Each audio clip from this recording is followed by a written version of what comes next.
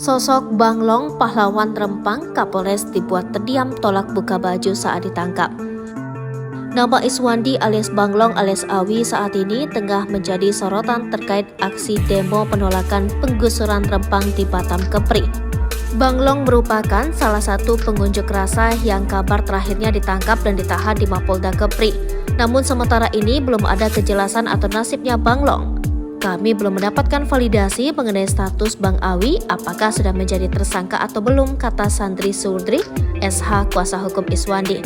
Sebelumnya Polresta Barelang telah menetapkan 34 orang sebagai tersangka dalam kericuhan unjuk rasa yang terjadi di depan kantor BP Batam.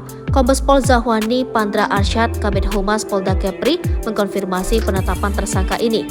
Diketahui Bang Long yang berambut gondrong berkumis itu dikenal sebagai orator dalam aksi unjuk rasa dan juga sebagai guru bahasa Arab Melayu. Ia juga pernah menjabat sebagai kepala sekolah Quran Center di Batam. Bang Long dikenal sebagai Dato Iswandi bin M. Yakub atau biasa disapa Awi dan Abang Long. Aksi unjuk rasa yang berakhir kontroversial pada 11 September lalu di Bundaran BP Batam, muncullah sosok Abang Long. Dikenal sebagai orator yang karismatik, Abang Long berhasil membakar semangat para pengunjuk rasa dengan orasi-orasinya. Ia memaparkan alasan mereka berunjuk rasa adalah untuk mempertahankan 16 kampung tua di Rempang dan Galang yang terancam hilang oleh pembangunan. Namun aksi ini berakhir rusuh. Sebanyak 43 orang termasuk Iswandi atau Abang Long ditangkap oleh aparat kepolisian.